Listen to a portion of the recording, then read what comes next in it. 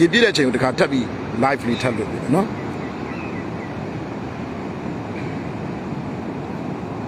group လေးတွေကို share ထားပေးပါအောင်နော်တခြားသူတွေလည်းမြင်အောင်လို့အားလုံးဒါတော့ငွေဆောင်ကမ်းကျင်တဲ့တိုက်ရိုက် live ဖွင့်ပေးနေတာပါဒီအခု line ဒါကြီးတဲ့အနေထားမျိုးဒါကျွန်တော်တို့ဒီဘက်မှာတော့ဒီလောက်ကြီးတယ်ဆိုရင်စစ်တွေလို့ပါလို့ပဲဆိုဘယ်လောက်တောင်ကြီးမလဲနော် like လေးတွင်ပြပေးထားတာပါအားလုံးပဲ share လေးတွေနဲ့ကူညီပေးပါ sorry ပါ zoom ဆွဲလို့တိတ်အဆင်ပြေတဲ့ခါကျတော့ line ကိုဦးစားလို့မဖြစ်ဘူးတိတ်မမြင်အောင်ဖြစ်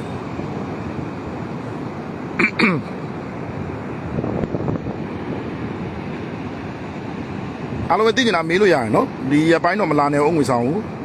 line line ကြည့်တယ်ဘာမှလည်းလုပ်လို့ရမှာမဟုတ်ဘူးကန်းကျင်နာမှာဒီလိုပဲ line လုံးကြည့်ပြီးပြန်ရင်တော့ပဲရမှာဆိုတော့လေနော်အဲ့တော့နောက်ရက်ဒီမှာလာပါမုံတိုင်းပြီးသွားတဲ့ရက်ဒီလာလို့ရပါမယ်ဒီမှာဒီ line ဆိုတော့မြင့်တယ် line နဲ့ထားဆိုကျေးဇူးပါတဲ့ပတ်လည်လေးရိုက်ပြပေးမယ်နော် okay ဒါ beach အနေထားပါ beach မှာသူကဒီ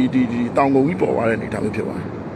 တဲတွေကချိုက်ပြီးတော့နိတဲချိုက်ပြီးတော့တောင်ကုန်ကြီးပေါ်သွားတဲ့အနေထားမျိုးဖြစ်တယ်အဲ့လိုဖြစ်သွားတယ်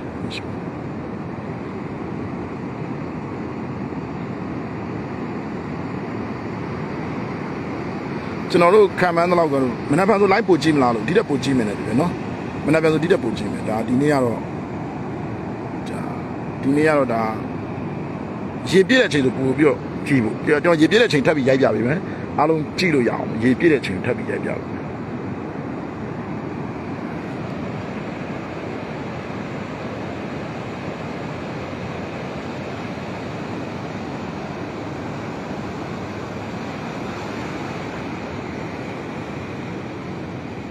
ဒီကားတော့သူကမုံတိုင်းကဒဲဝင်တာဖြစ်တဲ့အတွက်ကြောင့်ကိုဒါတော်တော်ကြီးဆိုတာဆိုးတဲ့အနေအထားမျိုးပေါ့လိုက်ရကျွန်တော်တော့အစနာမကရင်စနာကလို့ရှင်နေရှော့ရှိစနာမကရင်ဆိုရေကလိုင်းရိုက်ပြီးတော့အဲ့တော့ပြန်ဆွဲချပါအဲ့လိုပေါ့ကျွန်တော်ဒါလေတော့မတိုက်ဘူးနော်လေမတိုက်ဘူးလေတိုက်လို့ရှင်ပိုဆိုးကိုလိုက်လေရောမိုးရောဆိုလိုက်ပို့ကြည့်ပေါ့ဟုတ်ရိုက်ပြမယ်ကျွန်တော်လည်းဟိုရာသီဥတုနည်းနည်းလေးတာတဲ့အချိန်လိုင်းလေးနည်းနည်းငြိမ်တဲ့အချိန်ကိုရိုက်ပြပြီမယ်နော်စိတ်ချပါရိုက်ပြပြီမယ်ဓာတ်ရိုက် like လေးလွှင့်ပေးတာပါအဲ့တော့ကျွန်တော်ရဲ့ဒီ page လေးကို like လေးတွေ share လေးတွေလုပ်ပေးထားပါအဲ့တော့ကျွန်တော်နောက်ထပ် like လေးထပ်ပြီးတော့လွှင့်ပေးပါမယ်ရေပြည့်တဲ့အချိန်ကိုလွှင့်ပေးမယ်ပို့ပြီးတော့ကျွန်တော်ရေပြည့်တဲ့အချိန်ဆိုဒီအောက်ကကျွန်တော်လွှင့်လို့ရမှာမဟုတ်ဘူးအပေါ်ကနေတက်လွှင့်ပေးရမယ်လို့တူနော် share လေးတွေ like ဟိုကိုကြည့်နေတယ်နောက်ထပ်ဓာတ်ရိုက် like လေးကြည့်ရင် share လေးတွေထပ်ပြီးတော့လုပ်ပေးပါပြီးတော့နောက်ကျွန်တော်ဒီဗာလဲဒီ page လေးကို like လေးလုပ်ထားပေးပါ feedback လေးလုပ်ထားပြီနော်ကန်းသက်သွားဘူးလားကန်းသက်သွားလို့မရဘူးနော်ကန်းသက်သွားလို့အဆင်မပြေဘူးတိတ်မကန့်နဲ့ဆွဲချသွားမယ်ဟုတ်တယ်အားကြောင့်ကျွန်တော်ဒီကနည်းနည်းဝူးဝေးလေးကနေကိုရိုက်ပြပေးတယ်ပြေးသေးဘူးလား तू ကရေကတော့ဟိုဒါတော့ဟိုကျွန်တော်တို့မိုးရင်းဘက်မှာလည်းဒီလောက် line တော့တက်တယ်ဟိုဒါမဲ့ဒီတက်လောက်ပဲတက်တယ်လေဒီအပေါ်ထိမတက်ဘူးလေကွာအဲ့လိုပေါ့နော်ရေကူးပြပါကိုကျွန်တော်မပို့ပါနဲ့ဗျာကျွန်တော်မပို့ပါဒီမှာစိုင်လေးတွေရှိတယ်အကုန်လုံးမကြီးဒါတွေအကုန်လုံးပြတ်တော့ဘူးဒါရေပြည့်တဲ့အချိန်ဆိုဒါတွေအကုန်လုံးဒါဥစ္စာဖြစ်ဖို့လှိုင်းရိုက်ပြီးတော့အကုန်လုံးပြတ်သွားဖို့ဒါတွေအကုန်လုံးရေပြည့်တဲ့အချိန်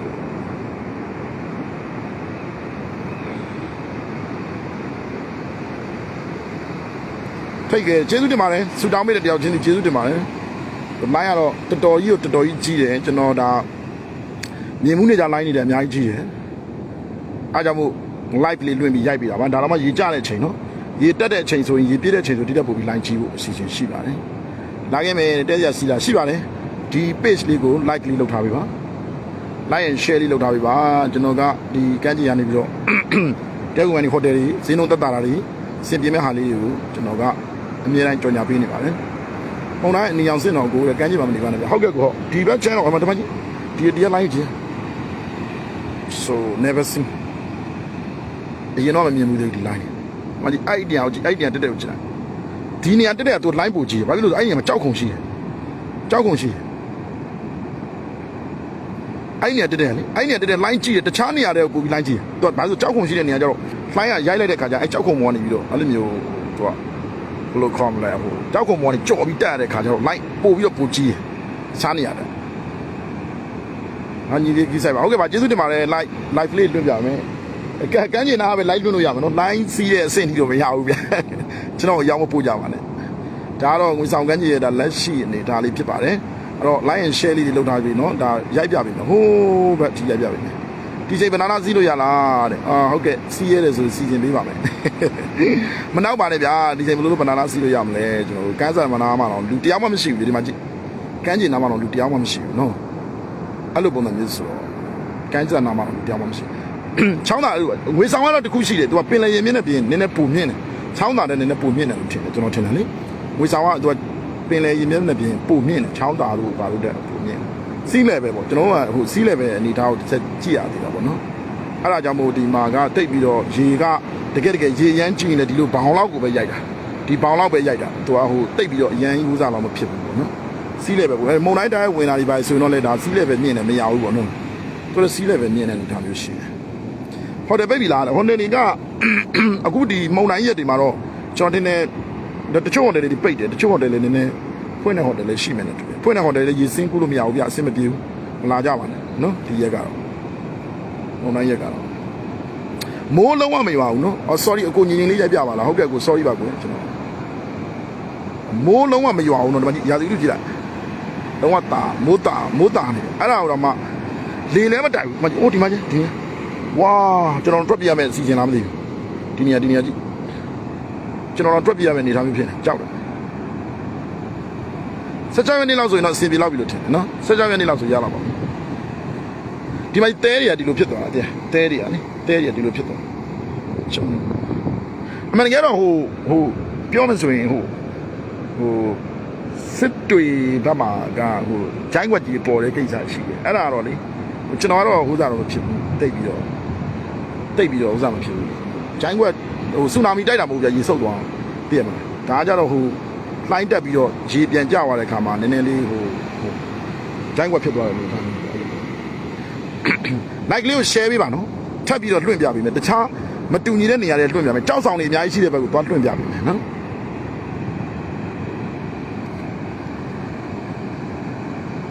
အော်ဟုတ်ကဲ့ပါခင်ဗျဟုတ်တယ်တိုင်းရတော့အဲ့ဒါတော့ဟိုလောလောဆယ်တော့ဒီဘောင်လောက်ထိပဲရိုက်သေးတယ်ပေါ့နော်ရေပြည့်ဆိုဝါဆိုဒါမုံတိုင်းကကျွန်တော်တို့ဘက်နဲ့တိုက်ရိုက်တာမသက်ဆိုင်သေးပဲတော်တော်ကြီးကြီးရလိုင်းပင်လယ်မှာကဒါကမုံတိုင်းနေထားကြောင်းဖြစ်သွားတာ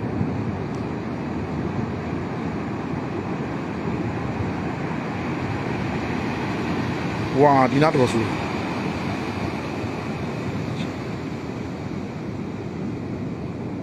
ကျမ်းမဲ့ရိတ်ချင်နေလားဆိုဟုတ်တယ်ဖြစ်နိုင်တယ်ဒါငွေဆောင်ဘက်ကတော့ဘာမှတော့တိတ်တော့သူကဟိုစားတော့မဖြစ်ပါဘူးပြဿနာတော့တိတ်မရှိဘူးဆောင်းငွေဆောင်တော့လေတိုက်မယ်သူကမုံတိုင်းကအခုကကုန်းဝင်းကိုမဝင်သေးဘူးမုံတိုင်းကုန်းဝင်းကိုဝင်ကနေတော့နည်းနည်းလေးပို့ပြီးတော့ကျွန်တော်ငွေဆောင်ဘက်လေကျမ်းမဲ့နေထားမျိုးတွေရှိတော့မုံတိုင်းကုန်းဝင်းအရှိရတဲ့တွေကဘာလို့အနေမြင့်မညီတာလဲဆိုအခုဟိုမုံတိုင်းရဲ့အချိန်နဲ့လှိုင်းကြည့်တယ်လှိုင်းကြည့်ပြီးတော့လှိုင်းကတက်လာပြီးတော့ဒီသဲကပထမသဲကမြင့်နေတယ်ဗျမြင့်နေတဲ့ခါကျတော့သူလှိုင်းကရိုက်ပြီးတော့ပြန်ပြီးဆွဲချသွားတဲ့ခါကျတော့သဲတွေကိုပြန်ဆွဲချသွားတဲ့အနေဒါမျိုးဖြစ်သွားတာပေါ့အဲ့တော့လှိုင်းကဟိုမညီတော့ဘူးပေါ့ဗျာဟိုဘယ်လိုခေါ်မလဲလှိုင်းရိုက်လိုက်တဲ့အချိန်နဲ့သဲတွေကရေတော်လေးပြန်ပါသွားတဲ့အနေဒါမျိုးအဲ့လိုအနေဒါမျိုးဖြစ်မယ်နဲ့တူတယ်လေကျမ်းမလွင့်နဲ့ဟုတ်ကဲ့ပါခင်ဗျာဟုတ်ကဲ့မလွင့်ဘူးနော်မနက်ဖန်ဟုတ်တယ်မနက်ဖန်တစ်ဘက်ကလိုင်းကြီးလေးချမယ်နော် share လေးတွေတက်လုပ်ပေးပါအောင် share လေးတွေအစံနာလေးသွားရိုက်ပြမယ် share လေးတွေလုပ်ပြအောင်စံနာရီကန်းကြီးမှာကလိုင်းချင်းဒီလိုမျိုးရှိပါတယ် sorry ပါကင်မရာလေးမငြိမ်အားလုံးတောင်းပါတယ်နော်ကျွန်တော်လည်းနည်းနည်း zoom လေးဆွဲထားပြီးရိုက်ရလို့လမ်းလျှောက်နေရင်လည်းရိုက်ရတာမဟုတ်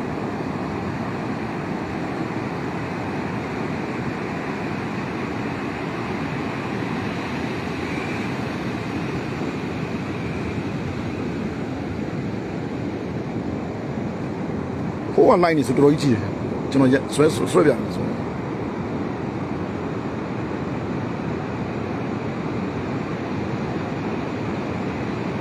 လိုင်းရလေတော့ဘလို့ပုံစံမျိုးဖြစ်နေလဲမသိဘူးဟိုဘက်ကတက်လိုက်ဒီဘက်ကတက်လိုက်အဲ့လိုပုံစံမျိုးဖြစ်နေလိုင်းရ တောက်လျှောက်သွားဟိုဥဒိယမရအဲ့လိုဖြစ်ရေကူးပြရတယ်မနောက်ပါနဲ့ဗျာဒါရေကြတဲ့ချိန်ရေကြတဲ့ချိန်တော့ဒီလောက်လိုင်းကြည့်ရေတက်တဲ့ချိန်ဘယ်လောက်ကြည့်မလဲမသိရေတက်တဲ့အချိန်ကိုထပ်ပြီးရိုက်ပြမယ်ရေတက်တဲ့ချိန်ကျရင်တစ်မျိုးမြင်ရအပေါ်ကနေရိုက်ပြမှရအောင်အပေါ်စီကနေရိုက်ပြမယ်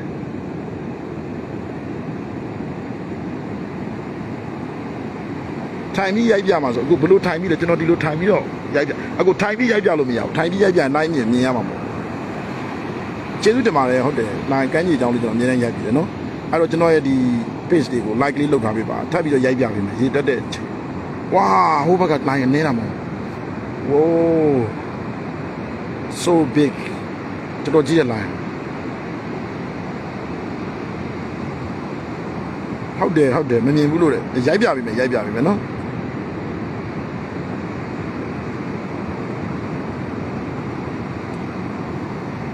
ဝါ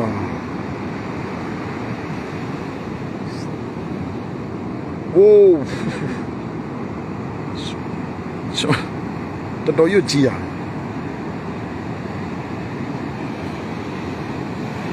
ကမ်းခြေမှာတော့လူမရှိဘူးသွားလို့လာလို့မရဘူးဒီမှာလုံခြုံရေးတွေ security တွေဒါပဲရှိတယ်ကမ်းခြေတက်လို့မရအောင်ဝါရေဒီမျိုးဒီထိတက်လာနော်ပြီးပြန်ဆွဲချသွားလေမတိုက်ဘူးဗျလေမတိုက်ဘူးမကြည့်ပြန်ဆွဲကြပါအမှဂျိုင်းကွက်ကြီးဖြစ်သွားဒီမှာလေးဂျိုင်းဖြစ်သွားကြအဲ့လိုပုံစံမျိုးလို့ထင်တာပဲနော်အဲ့လိုပုံစံမျိုးလို့ထင်တာပဲဟုတ်တယ်ပူချမ်းလာတယ်လီနည်းနည်းတိုက်လာတာပဲ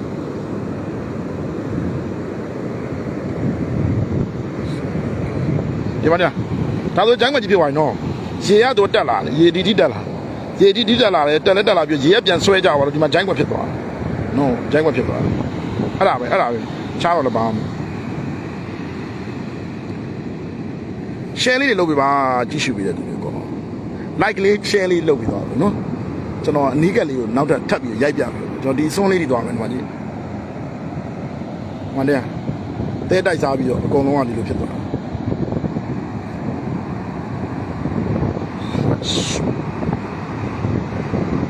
so big ကြီးတယ်ရေကြားနေတော့ကြီးတယ်ဆိုရင်တော့အိုးဘောကနဲ့တဆီလိုက်ရတခါလဲဥစားရောက်သွားဘူးဘာလို့နေဖြစ်မလို့ဆူနာမညော့မဟုတ်ရဒီကောင်လိုင်းကြီးတာတော့ရှိရနေတာ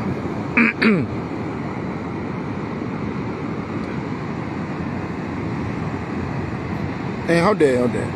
တမနာလို့မိုးတွေရွာဟုတ်တယ်အမမိုးတိုင်းဒီမှာလည်းရွာတယ်တဲ့အမနော်ဒီမှာလည်းမနေ့တည်းရွာတယ်အခုမှမိုးလေးတိတ်သွားလို့ကျွန်တော်ဒါ like လေးလာတွင်းပြတယ် watch yo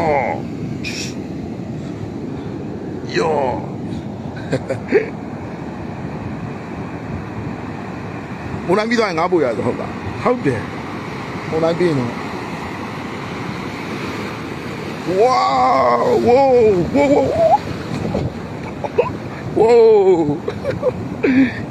ရေတက်လာဝါရေတက်လာမနေ့ပြည့်ရဝေးကနေရိုက်ပါဟုတ်တယ်နီးကပ်မြင်စေကျွန်တော်ပါစေတနာလည်းပါ share လေးလုပ်ပေးခြင်းနဲ့တယ်အားလုံးပဲ share လေးလုပ်ပေးခြင်းနဲ့တယ်ဝါကျွန်တော်ခုနကဟိုနားလေးမှာရက်နေတာနော်ရေတက်လာကြရေတက်တဲ့ချိန်ဆိုရင်ရေကပြည့်လာဦး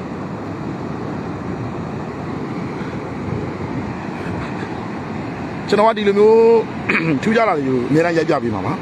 အဲ့တော့ like လေးကို share လေး like and share လေးလုပ်ပေးပါ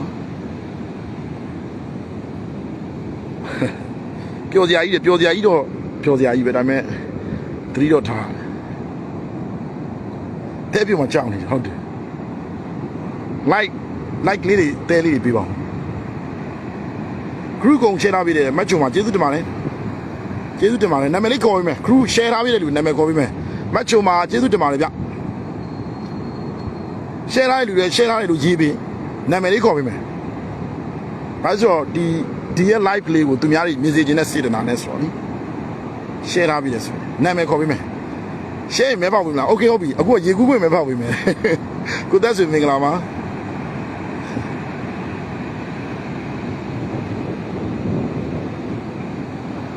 မုံနဲ့ညောင်ကမ်းခြေမျက်နှာသာကြီးပြောင်းလဲကုန်တယ်အဲ तू ကတဲတော့ တဲတော့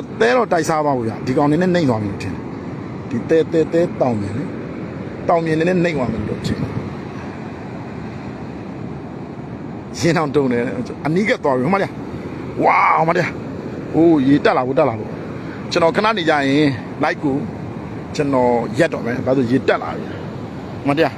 ကျွန်တော်ကဒီနားထိရောက်တယ်လိုက်မရှိဘူးရေမတက်ဘူးအခုကရေတက်လာတယ်ကျေးဇူးတင်ပါတယ် share ရတယ်တဲ့ PC တန်းစော်မျိုးကျေးဇူးပါ share ထားပြီးတဲ့ကြောင့်ကျေးဇူးတင်ပါတယ်ရေကအခုတက်လာဗျာရေနီးလာပြီလို့ခံစားရေနီးလာပြီလို့ခံစားကျွန်တော်ဒီမှာဒီအုတ်ကုံကြီးနဲ့ထိုင်ပြီးရိုက်ပြီနော်ကဲကျွန်တော်လည်းတူတူကြည့်မယ်ဗျာကျွန်တော်လည်းကြည့်နေတာပဲ 3K ရအောင် share ပေးပါ 3K လေးရအောင်